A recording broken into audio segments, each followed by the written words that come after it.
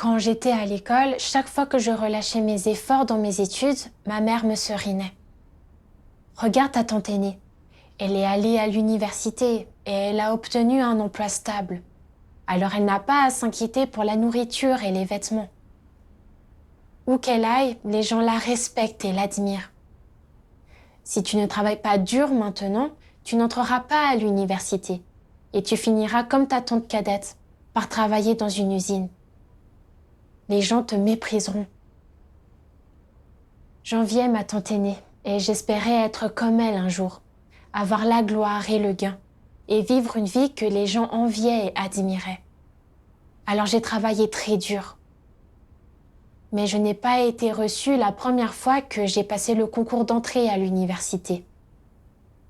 À cette époque, j'avais l'impression que mon monde entier était gris. Je ne voulais pas être méprisée pour le restant de mes jours. Alors j'ai choisi de redoubler mon année malgré la pression. À cette époque, j'étudiais tous les jours jusqu'après minuit. Les études intenses combinées à la pression du redoublement m'ont épuisée physiquement et mentalement, affaiblissant mon système immunitaire. Et j'attrapais un rhume presque tous les mois. Mais même quand j'étais malade, je n'osais pas m'absenter, de peur de manquer des points clés, d'avoir de mauvais résultats à l'examen et de rater à nouveau l'occasion d'aller à l'université. L'année suivante, je suis entrée dans une université de formation des enseignants. Les proches et les amis sont tous venus me féliciter en disant « Une fois que tu auras obtenu ton diplôme et que tu seras devenue enseignante, tu auras un statut social élevé. Tu seras respectée et tu auras une vie sans souci. » Les entendre dire cela m'a rendue très heureuse. Après avoir obtenu mon diplôme, j'ai commencé à enseigner dans une école primaire centrale. Pour me faire un nom au travail, pour être appréciée par la direction de l'école et admirée par mes collègues, je voulais me distinguer lors de mon premier cours public. J'ai commencé à me préparer un mois à l'avance. Chaque jour, en dehors de mes cours habituels, je passais tout mon temps à chercher de la documentation liée au cours public, à consulter des enseignants expérimentés et ensuite à mémoriser des plans de cours. Je m'exerçais devant le miroir encore et encore chaque jour, jusqu'à ce que je puisse présenter tout le plan d'enseignement du début à la fin. Bien que ce fût très fatigant, quand j'ai vu les dirigeants de l'école ne cesser de hocher la tête en signe d'approbation lors de la réunion d'évaluation, toute ma fatigue s'est évanouie en un instant. Je me suis dit, maintenant la direction de l'école a vu mon potentiel. Le semestre prochain, ils me laisseront peut-être m'occuper des cours publics pour le sous-district. Alors j'aurai plus d'occasions de briller. En y pensant, je sentais que tout cela en valait la peine, peu importe à quel point j'étais fatiguée. Au second semestre, j'ai eu l'occasion de donner un cours de démonstration dans le sous-district central, ce qui m'a rendue à la fois enthousiaste et nerveuse. J'étais nerveuse à l'idée que si je n'enseignais pas bien, la direction de l'école penserait sûrement que mes capacités étaient moyennes et qu'il serait difficile d'avoir à nouveau de telles occasions à l'avenir. J'étais enthousiaste parce que si je réussissais, j'aurais un pied dans l'école centrale et peut-être même la chance de prendre en charge des cours publics au niveau du district ou même de la ville. Ce serait incroyablement prestigieux. Alors je me suis à nouveau préparée méticuleusement, ne dormant que 3 ou 4 heures par jour. Mais le jour du cours, comme j'étais trop nerveuse, ma performance en classe n'a pas répondu à mes attentes. Cependant, j'ai quand même reçu une forte reconnaissance de la part de la direction de l'école et des autres enseignants.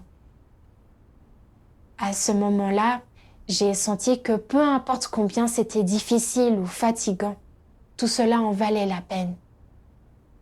Je sentais que la vie devait être ainsi.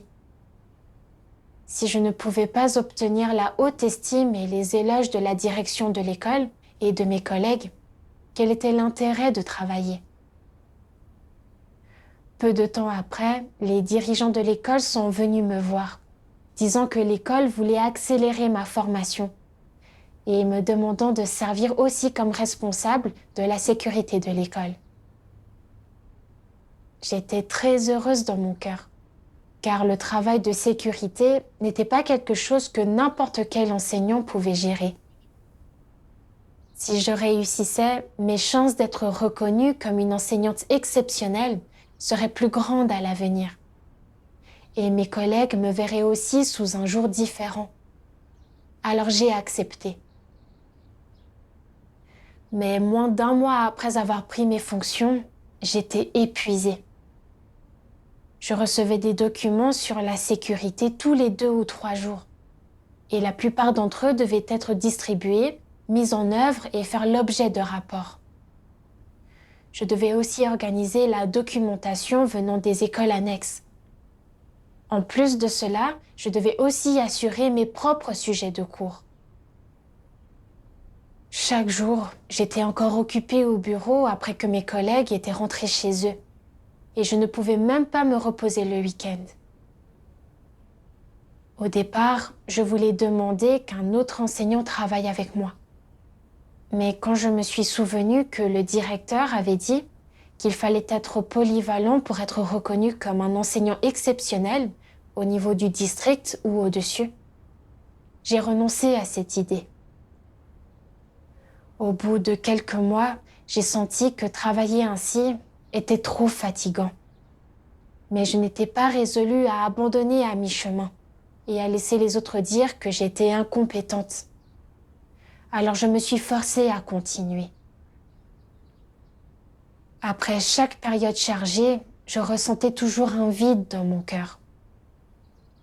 Je pensais que j'avais besoin de me détendre à cause de la trop grande pression au travail. Alors je sortais le week-end pour m'amuser et faire de bons repas. Et j'ai même voyagé dans l'ouest de la Chine. Mais après avoir mangé et m'être amusée, je sentais toujours un grand vide dans mon cœur. J'en ai parlé à quelques amis, mais ils ont tous dit que je me faisais des histoires pour rien, que j'avais un si bon travail et de si bonnes conditions de vie, et que cela n'avait pas de sens que je me sente vide. Ce n'est qu'en 2007, quand ma mère m'a prêché l'évangile de Dieu Tout-Puissant des derniers jours, qu'en lisant les paroles de Dieu et en vivant la vie d'église, le sentiment de vide dans mon cœur a progressivement disparu. Un jour, lors d'une réunion, j'ai lu un passage des paroles de Dieu et j'ai trouvé la racine de mon vide. Dieu Tout-Puissant dit « Sans place pour Dieu dans son cœur, le monde intérieur de l'homme est sombre, désespéré et vide. Aucune personne ne peut combler le vide dans le cœur de l'homme, car aucune personne ne peut être la vie de l'homme, et aucune théorie sociale ne peut le libérer du vide qui le trouble. La science, la connaissance, la liberté, la démocratie, le plaisir et le confort n'apportent à l'homme qu'une consolation provisoire. Même avec ces choses, l'homme, inévitablement, pêche et se plaint de l'injustice de la société. Avoir ces choses ne peut entraver la soif et le désir d'exploration de l'homme. C'est parce que l'homme a été fait par Dieu, et ses sacrifices et explorations inutiles ne peuvent que lui apporter de plus en plus de désarroi, et ne peuvent que faire en sorte qu'il soit dans un état d'angoisse constant, sans savoir comment faire face à l'avenir de l'humanité, ni comment affronter le chemin qui l'attend, au point que l'homme en vient même à craindre la science et la connaissance, et plus encore le sentiment de vide.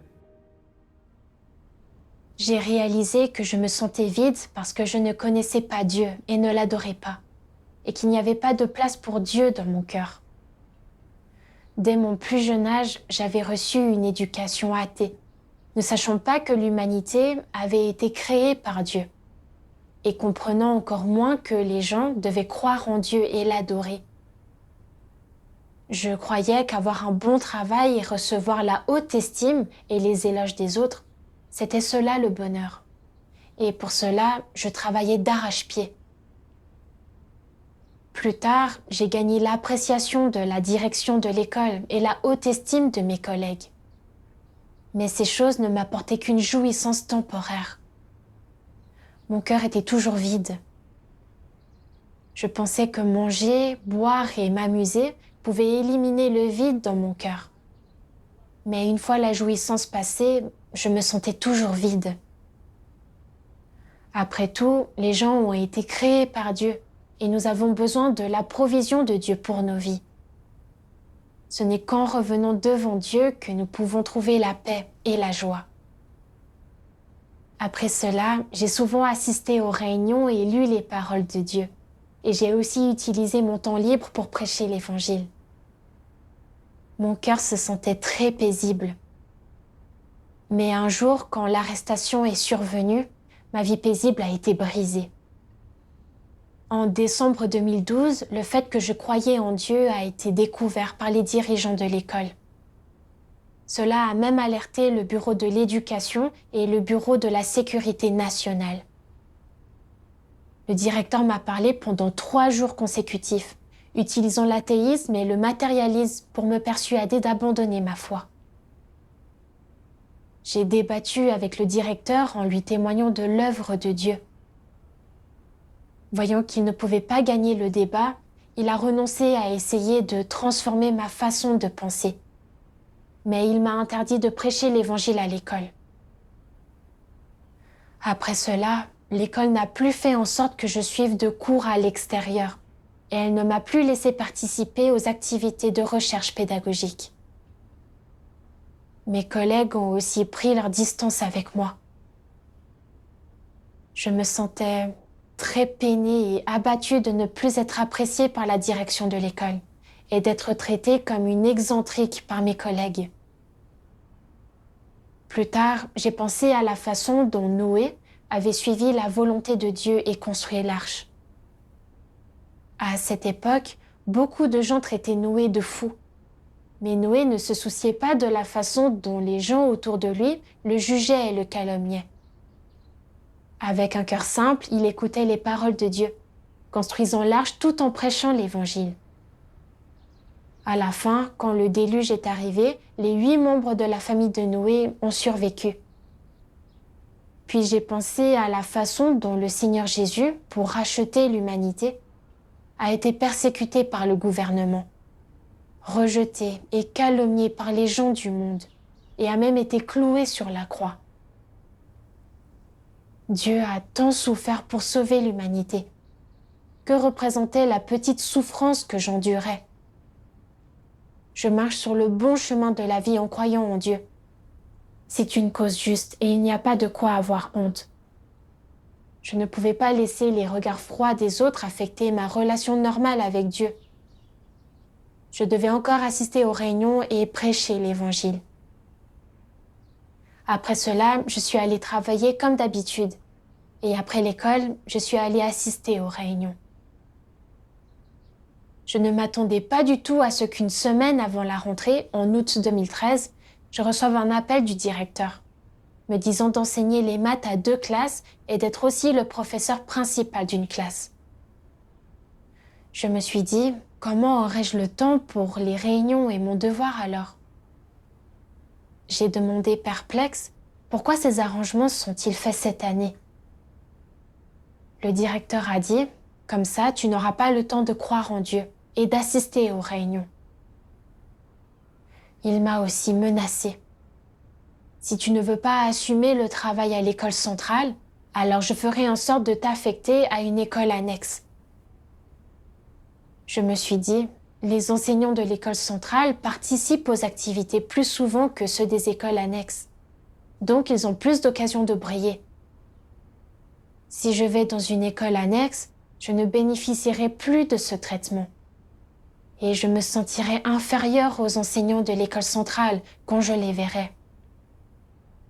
De plus, que penseront de moi les enseignants des écoles annexes? Penseront-ils que j'ai été rétrogradée parce que mes capacités étaient trop faibles. Mais si je reste à l'école centrale, comment aurais-je le temps de croire en Dieu et de faire mon devoir? J'ai alors prié Dieu en silence. Oh Dieu, que dois-je choisir? Juste à ce moment-là, je me suis souvenu d'un passage des paroles de Dieu. Dieu Tout-Puissant dit « Dans toutes les luttes entre le positif et le négatif, le noir et le blanc, entre la famille et Dieu, les enfants et Dieu, l'harmonie et la rupture, la richesse et la pauvreté, le statut et la banalité, le fait d'être soutenu et d'être rejeté, et ainsi de suite. Vous n'ignorez sûrement pas les choix que vous avez faits. Entre une famille harmonieuse et une famille brisée, vous avez choisi la première, et ce, sans aucune hésitation. Entre la richesse et le devoir, vous avez là aussi choisi la première, sans même la volonté de regagner la terre ferme. Entre le luxe et la pauvreté, vous avez choisi le premier. Au moment de choisir entre vos enfants et votre épouse, votre époux ou moi, vous avez choisi les premiers. Et entre des notions et la vérité, vous avez encore choisi les premières. Devant vos actes malfaisants de toutes sortes, j'ai simplement perdu foi en vous. J'ai été tout simplement stupéfait. Contre toute attente, vos cœurs sont tellement incapables d'être adoucis. Le sang du cœur que j'ai dépensé pendant de nombreuses années ne m'a étonnamment rien apporté d'autre que votre abandon et votre résignation. Mais mes espoirs placés en vous grandissent chaque jour qui passe, car mon jour a été entièrement dévoilé devant tout le monde. Pourtant, maintenant, vous poursuivez encore des choses sombres et malveillantes, et vous refusez de desserrer votre emprise sur elles. Quelle sera alors votre fin? Dans les derniers jours, Dieu exprime principalement des paroles pour purifier et sauver les gens. Dieu espère que nous pourrons passer plus de temps à lire ces paroles pour comprendre la vérité, bien faire nos devoirs et nous débarrasser de nos tempéraments corrompus pour atteindre le salut. Mais quand j'ai dû faire un choix, ce qui m'importait, c'était toujours ma propre gloire et mon propre gain, non pas ma vie ni la manière de bien faire mon devoir. J'avais trop déçu Dieu. Si je continuais à rester à l'école centrale, je lutterais sûrement encore pour divers honneurs. Avec une charge de travail aussi lourde, même assister à des réunions et lire les paroles de Dieu serait affecté, sans parler de l'exécution de mon devoir. Comment pourrais-je encore croire en Dieu alors? Si j'allais dans une école annexe, la charge de travail serait plus légère et je pourrais assister aux réunions et faire mon devoir normalement. Même si j'avais moins d'honneur personnel et que j'étais méprisée par mes collègues, ce ne serait qu'une perte de prestige. Cependant, ma vie ne subirait pas de perte et c'était ce qui comptait le plus. Comprenant cela, j'ai dit au directeur, je choisis d'aller dans une école annexe. Le directeur était tellement en colère qu'il a raccroché le téléphone immédiatement. À l'école annexe, j'enseignais pendant la journée et le soir, j'allais aux réunions et je faisais mon devoir. 1 an plus tard, comme les notes de l'examen final de la classe à laquelle j'enseignais étaient plus élevées que celles de l'école centrale, le directeur m'a transféré de nouveau à l'école centrale. Mais les bons moments n'ont pas duré longtemps. Le capitaine de la brigade de la sécurité nationale est venu de nouveau frapper à ma porte pour m'interroger sur ma foi. Pour empêcher la police de me suivre et d'impliquer les frères et sœurs, je n'ai pas eu d'autre choix que d'arrêter d'assister aux réunions pendant un certain temps. Sans la vie d'église, sans mon devoir au fil du temps, mon cœur s'est éloigné de plus en plus de Dieu. Et j'ai été replongée involontairement dans une compétition intense. Les élèves auxquels j'enseignais remportaient presque toujours tous les premiers et deuxièmes prix lors des concours chaque année. Et les notes de l'examen final de notre classe se classaient toujours parmi les meilleures. Le directeur a aussi reconnu mon travail lors des réunions. La classe à laquelle j'enseignais avait non seulement un bon climat d'apprentissage, mais aussi un bon esprit de classe. Et les parents soutenaient aussi beaucoup mon travail. Au cours des 2 années qui ont suivi mon retour à l'école centrale, bien que j'ai reçu plus de fleurs et d'applaudissements qu'avant, j'avais souvent le cœur lourd et serré. Je savais que c'était parce que le travail prenait trop de mon temps et de mon énergie, si bien que j'avais trop peu de temps pour lire les paroles de Dieu, et que mon cœur était loin de Dieu. À cette époque, j'ai vu beaucoup de frères et sœurs qui avaient démissionné et renoncé à leur famille pour se consacrer de tout cœur à l'exécution de leurs devoirs. Je les enviais beaucoup et je voulais aussi démissionner pour faire mon devoir de tout mon cœur et de toute mon âme. Mais juste au moment où j'allais écrire ma lettre de démission, j'ai reçu de nombreux messages de la part des parents de mes élèves qui espéraient que je continuerais à enseigner à leurs enfants.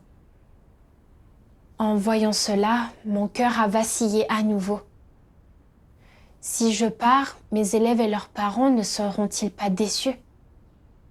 Que penseront de moi la direction de l'école et mes collègues?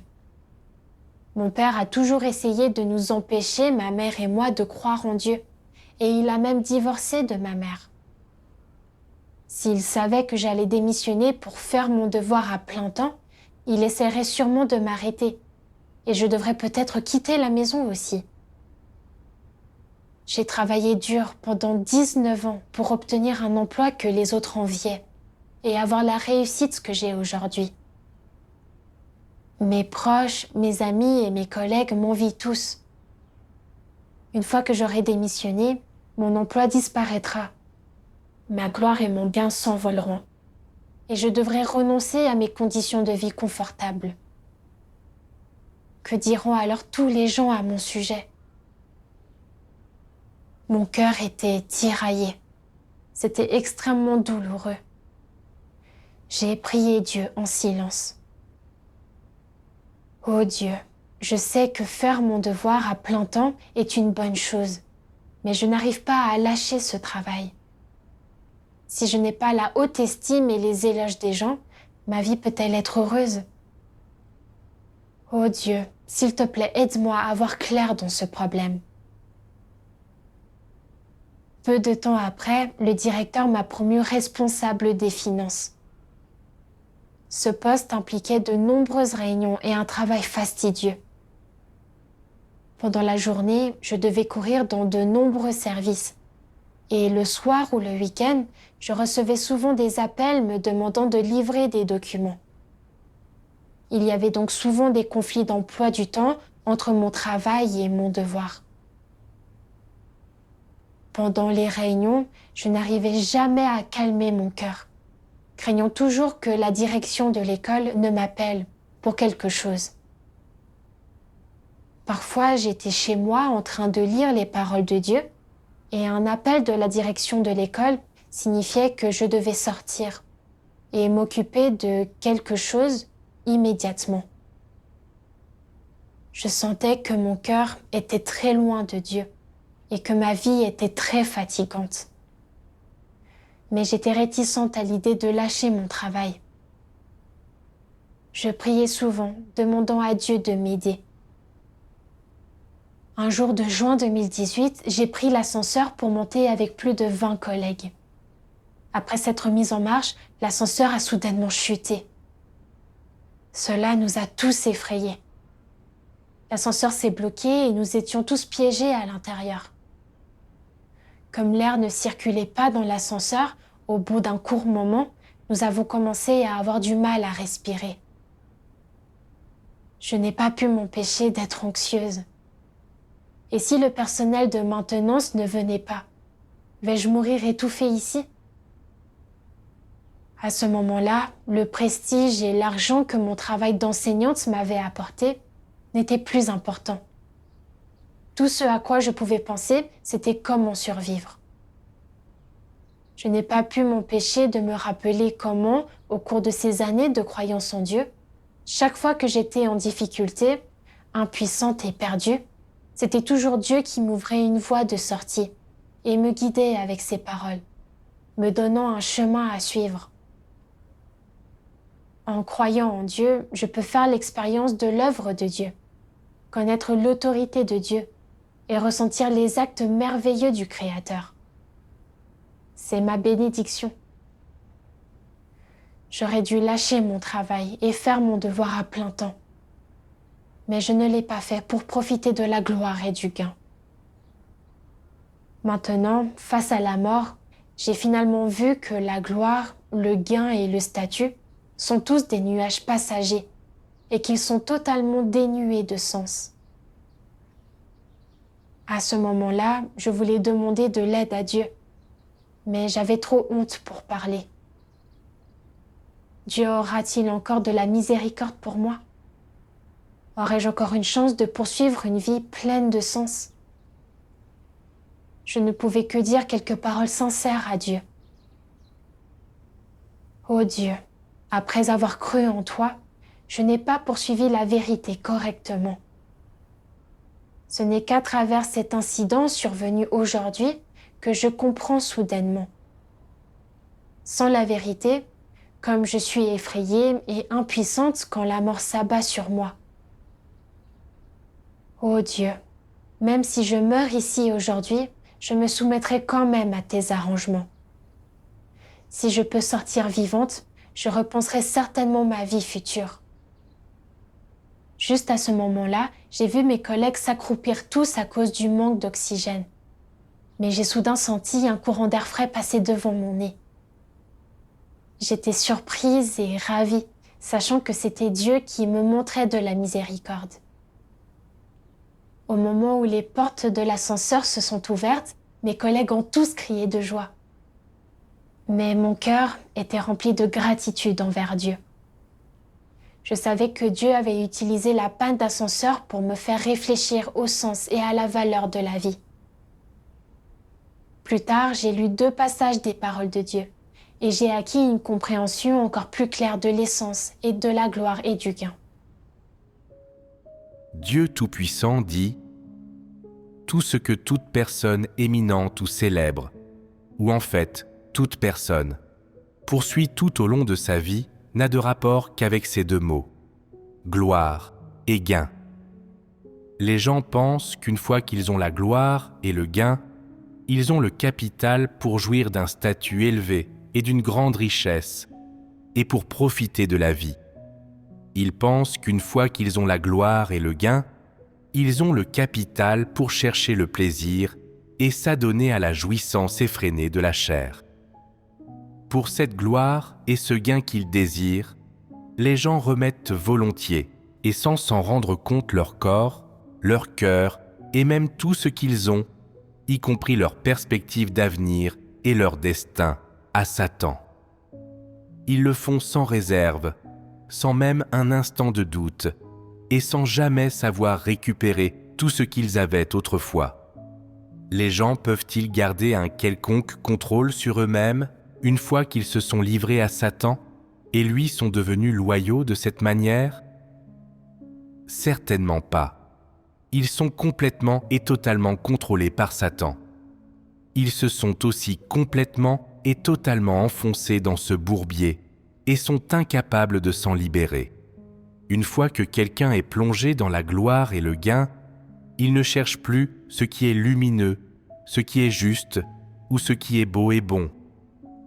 La raison en est que l'attrait de la gloire et du gain est trop grand pour les gens et que ce sont des choses que les gens peuvent poursuivre sans fin tout au long de leur vie et même pour l'éternité. N'est-ce pas là la situation réelle? À présent, récapitulons. Qu'est-ce que Satan utilise pour garder l'homme solidement sous son contrôle? Satan utilise la gloire et le gain pour contrôler les pensées des gens, faisant en sorte qu'ils ne pensent à rien d'autre qu'à ces 2 choses, et les amenant à lutter pour la gloire et le gain, à endurer des souffrances pour la gloire et le gain, à supporter l'humiliation et à porter de lourds fardeaux pour la gloire et le gain, à sacrifier tout ce qu'ils ont pour la gloire et le gain, et à porter n'importe quel jugement, et à prendre n'importe quelle décision pour la gloire et le gain. De cette façon, Satan place des chaînes invisibles sur les gens, et sous le poids de ces chaînes, ils n'ont ni la capacité ni le courage de se libérer. Sans le savoir, ils portent ces chaînes tout en avançant péniblement, pas à pas, avec beaucoup de difficultés. Peut-être qu'aujourd'hui, vous ne pouvez toujours pas percer à jour les motivations insidieuses de Satan, parce que vous pensez que, sans la gloire et le gain, la vie n'aurait pas de sens, et que les gens ne seraient plus en mesure de voir la voie à suivre, qu'ils perdraient de vue leurs objectifs, et que leur avenir deviendrait sombre, obscur et lugubre. Grâce à l'exposition des paroles de Dieu, j'ai vu que la gloire et le gain ne pouvaient pas apporter le bonheur. Au contraire, ce sont des outils que Satan utilise pour corrompre, lier et contrôler les gens. Satan nous inculque des pensées erronées, nous faisant croire à tort qu'avec la gloire et le gain, nous avons tout. Que non seulement nous pouvons jouir d'une vie de haute qualité, mais aussi être tenus en haute estime par les autres. Il nous donne l'impression qu'une telle vie a de la valeur et que vivre ainsi apporte le bonheur. En conséquence, la société entière s'efforce d'obtenir la gloire et le gain. Mais nous ne connaissons pas les intentions sinistres de Satan cachées derrière la gloire et le gain. Dans la poursuite de la gloire et du gain, nous devons dépenser beaucoup de temps et d'énergie. Nous livrons à des luttes ouvertes et secrètes, utilisant de nombreuses tactiques, et non seulement sacrifiant notre santé, mais abandonnant aussi notre conscience, notre dignité et notre intégrité. Après avoir obtenu la gloire et le gain, nous jouissons certes d'un moment de satisfaction, mais ce n'est qu'éphémère. Ce qui reste, c'est surtout le vide, la douleur et une amertume sans fin.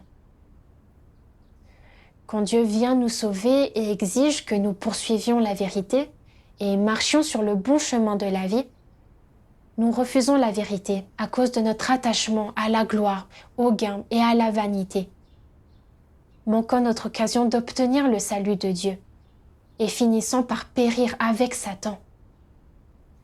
Telle est l'intention sinistre de Satan lorsqu'il nous pousse à poursuivre la gloire et le gain. Dès mon plus jeune âge, mes parents m'ont parlé des situations différentes de mes deux tantes, m'inculquant des pensées telles que « Un homme laisse son nom partout où il passe, comme une oie fait entendre son cri partout où elle vole. Et un homme a besoin de sa fierté, tout comme un arbre a besoin de son écorce. » J'en suis venue à croire que ce n'est qu'en entrant à l'université et en ayant un emploi stable, qui forcerait l'admiration des gens, que j'aurais une vie heureuse. Pour cela, j'ai travaillé dur. La première fois que j'ai échoué au concours d'entrée à l'université, j'ai eu l'impression que mon monde s'était effondré. Pour réussir l'examen, j'ai choisi de redoubler mon année malgré l'immense pression, avec les nerfs à fleur de peau tous les jours. Mon corps était épuisé, au-delà de ses limites, et je souffrais beaucoup. Après avoir obtenu mon diplôme universitaire et commencé à travailler, je préparais méticuleusement chaque cours public, et je faisais bien chaque tâche assignée par la direction de l'école, travaillant souvent des heures supplémentaires pour me distinguer parmi plus d'une centaine d'enseignants, et pour être louée et remarquée par la direction de l'école et mes collègues. Après avoir reçu les éloges de la direction de l'école et de mes collègues, bien que j'aie gagné du prestige, j'étais épuisée physiquement et mentalement, et je sentais un vide dans mon âme.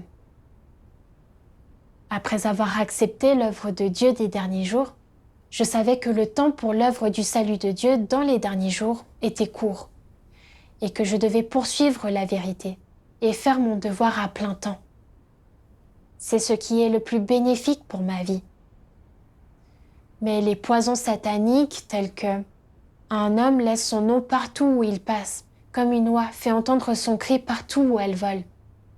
Et un homme a besoin de sa fierté, tout comme un arbre a besoin de son écorce, étaient profondément enracinés dans mon cœur, me rendant réticente à abandonner mon travail, la gloire et le gain, pour poursuivre la vérité de tout mon cœur, et me tourmentant jusqu'à ce que je sois complètement épuisée. En fait, peu importe la gloire et le gain que vous possédez, ce ne sont que des nuages passagers. Sans gagner la vérité, les gens mourront quand les désastres arriveront. C'est exactement comme le tsunami de l'océan Indien en 2004. Combien de gens ont perdu la vie dans des paradis de vacances? Parmi eux, il y avait beaucoup de gens de réputation et de statut. Quand le désastre a frappé, l'argent, la gloire et le gain n'ont pas pu les sauver. Trop de faits prouvent que peu importe la gloire et le gain qu'une personne possède, tout cela est vide et la vie peut disparaître en un instant. Si je restais intransigeante et ne me réveillais pas, si je ne saisissais pas le temps pour poursuivre la vérité, et qu'au moment où l'œuvre de Dieu prendrait fin, je ne m'étais pas équipée de suffisamment de vérité, et que mon tempérament n'avait pas changé, je tomberais dans le désastre, et alors il serait trop tard pour les regrets. Cet incident d'ascenseur m'a réveillée. Quand le désastre frappe, personne d'autre que Dieu ne peut me sauver. Par cet incident, Dieu ne cherchait pas à me prendre la vie, mais plutôt à m'inciter à réfléchir sur la vie et à voir clairement le mal que la gloire et le gain m'avaient fait, afin que je puisse me réveiller à temps et marcher sur le bon chemin dans la vie. Plus tard, le capitaine de la brigade de la sécurité nationale a appelé de nouveau pour vérifier où je me trouvais. Et il a aussi dit que j'avais un casier judiciaire, donc je devais lui faire un rapport chaque fois que je voyageais loin. S'il découvrait que je croyais encore en Dieu, il m'arrêterait. J'étais particulièrement indignée et j'ai aussi vu que tant que je travaillais encore au sein du système du PCC, je serais étroitement liée par eux, incapable de faire mon devoir du tout. Cela a renforcé davantage ma détermination à abandonner mon travail. Pendant les vacances d'été, j'ai fait mon devoir avec mes frères et sœurs. Sans travail pour m'entraver, mon cœur était beaucoup plus calme et je lisais aussi les paroles de Dieu et j'assistais aux réunions normalement. Un jour, le superviseur m'a demandé si je voulais faire mon devoir à plein temps et il m'a aussi lu un passage des paroles de Dieu. Dieu Tout-Puissant dit « Vous suivez Dieu et vous vous éloignez des lieux de péché et des groupes de personnes malveillantes.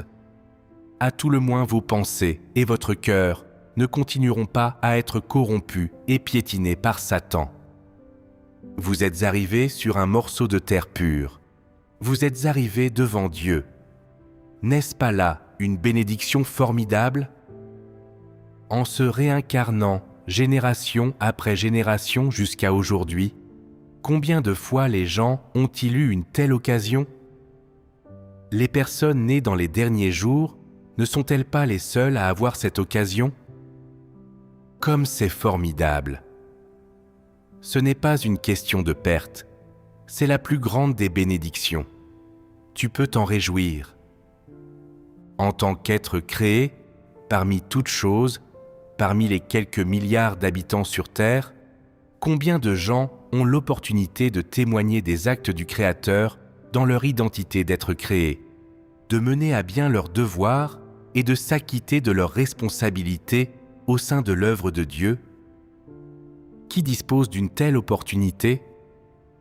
Ces personnes sont-elles nombreuses? Elles sont trop peu nombreuses.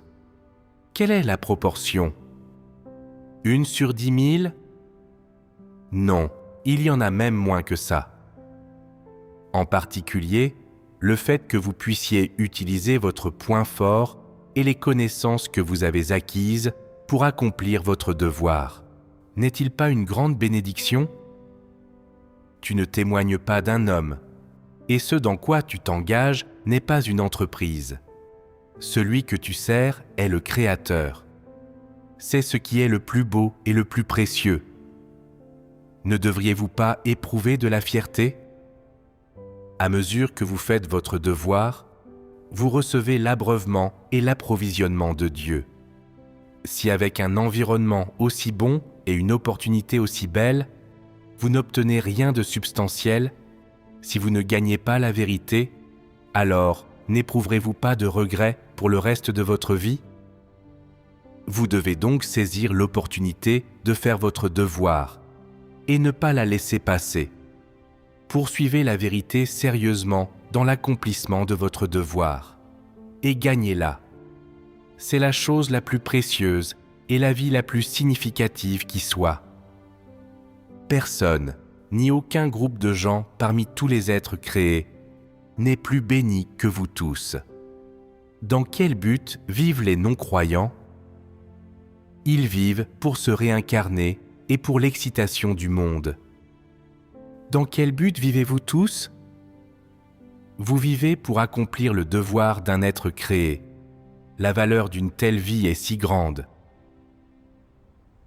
En réfléchissant aux paroles de Dieu, j'ai compris que si nous voulons vivre une vie qui a de la valeur et du sens, nous devons poursuivre la vérité, faire notre devoir et lire davantage les paroles de Dieu pour comprendre plus de vérité. Ce n'est qu'ainsi que nous pouvons avoir du discernement sur les hérésies, les idées fallacieuses et les divers stratagèmes de Satan, et nous libérer de l'esclavage et du contrôle de Satan pour vivre dans la lumière. Il en va de même pour moi. Non seulement j'avais un fort désir de gloire et de statut, mais j'avais aussi de nombreux tempéraments corrompus, tels que l'égoïsme, l'intransigeance et l'arrogance. Si je ne lisais pas consciencieusement les paroles de Dieu et ne faisais pas l'expérience du jugement et du châtiment de ces paroles, ces tempéraments corrompus ne pourraient pas être résolus et je vivrais encore dans la douleur et les ténèbres. Lâcher mon travail me donnerait plus de temps pour faire mon devoir, pour suivre la vérité, pour résoudre ma corruption et vivre devant Dieu. Une telle vie serait la plus heureuse de toutes. Tout comme Dieu le dit. Vous suivez Dieu et vous vous éloignez des lieux de péché et des groupes de personnes malveillantes. À tout le moins, vos pensées et votre cœur ne continueront pas à être corrompus et piétinés par Satan. Vous êtes arrivés sur un morceau de terre pure. Vous êtes arrivés devant Dieu. N'est-ce pas là une bénédiction formidable ? Alors j'ai pensé à Pierre.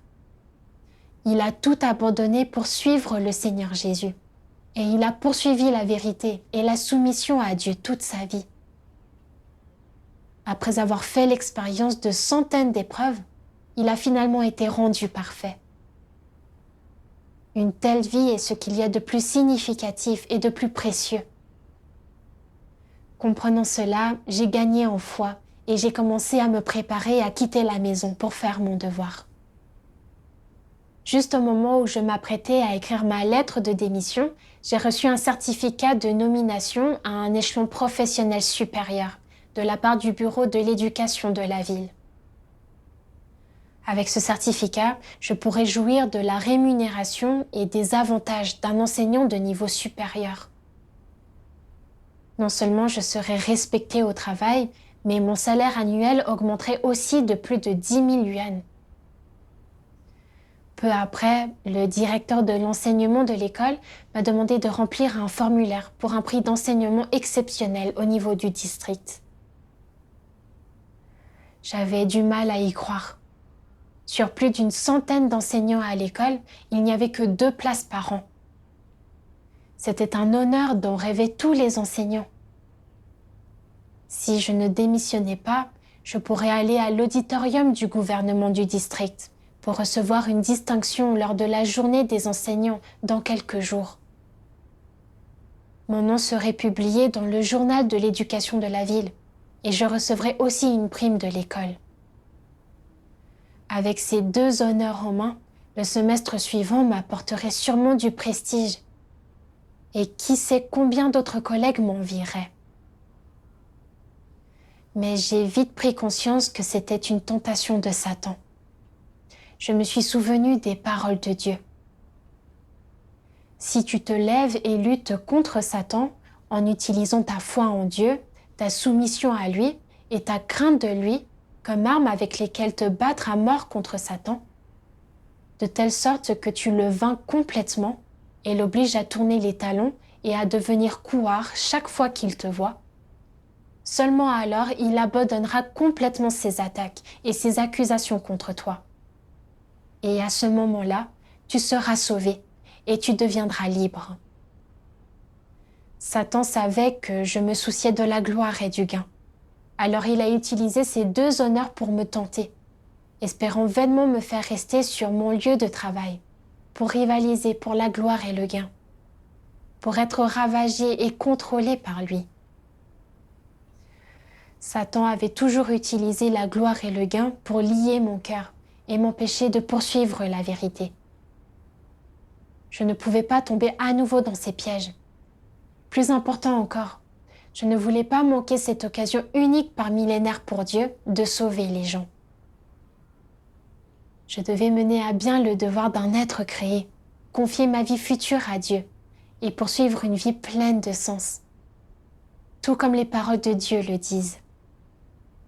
Si tu as un statut élevé, une réputation prestigieuse, des trésors de connaissances, de nombreux biens et le soutien de nombreuses personnes, mais que tu restes imperturbable face à tout cela et que tu te présentes tout de même devant Dieu pour accepter son appel et sa commission et pour faire ce qu'il te demande, alors tout ce que tu feras relèvera de la cause la plus significative sur terre et de l'entreprise la plus juste de toute l'humanité. Dans le monde, il n'y a rien de plus significatif ou de plus précieux que de bien faire le devoir d'un être créé. En réfléchissant au passé, j'avais travaillé dur et gagné l'appréciation de la direction de l'école et des parents. Mais je n'avais pas bien fait mon propre devoir, ni gagné l'approbation de Dieu. Et mon cœur était toujours vide. Maintenant, les grandes catastrophes ont déjà commencé et le temps n'attend personne. Beaucoup de gens n'ont pas encore entendu l'évangile de Dieu des derniers jours et n'ont pas une direction correcte dans la vie. Je devais me dépêcher de prêcher l'évangile pour permettre à plus de gens d'accepter le salut de Dieu. C'est l'intention urgente de Dieu. Comprenant cela, j'ai remis ma lettre de démission au directeur. Le directeur a été très surpris et a dit « Beaucoup de gens se battent bec et ongles pour ce titre, et pourtant tu veux l'abandonner. Tu devrais bien réfléchir. Si tu renonces à un si bon travail, comment vivras-tu à l'avenir ? Si c'est à cause de la charge de travail, alors nous réduirons ta charge de travail cette année. Je vais rénover mon bureau et le transformer en bureau des finances pour toi. J'espère que tu resteras et continueras à travailler. » En entendant les paroles du directeur, je n'ai plus hésité et j'ai résolument choisi de partir. Après être rentrée chez moi, j'ai laissé une lettre pour mon père. Puis j'ai pris mes bagages et j'ai quitté la maison pour faire mon devoir. J'ai repensé à la façon dont, au fil des années, j'avais poursuivi la gloire et le gain. Et je me contentais de croire en Dieu pendant mon temps libre, ne faisant pas beaucoup mon devoir, et sachant seulement jouir de la grâce de Dieu. Je n'avais aucun discernement sur mes tempéraments corrompus, mes points de vue erronés et les divers poisons sataniques. Et mon tempérament vie n'avait pas changé du tout. Maintenant, je fais mon devoir dans l'Église et le fait de lire souvent les paroles de Dieu m'a permis de comprendre de nombreuses vérités. Habituellement, quand je révèle un quelconque tempérament corrompu, les frères et sœurs le signalent quand ils le voient. et ils échangent avec moi et m'aident en utilisant les paroles de Dieu. J'ai acquis une certaine connaissance de moi-même et ma vie a aussi fait quelques progrès. Du fond du cœur, je sens que suivre Dieu est le meilleur choix que j'ai fait dans cette vie. Dieu soit loué.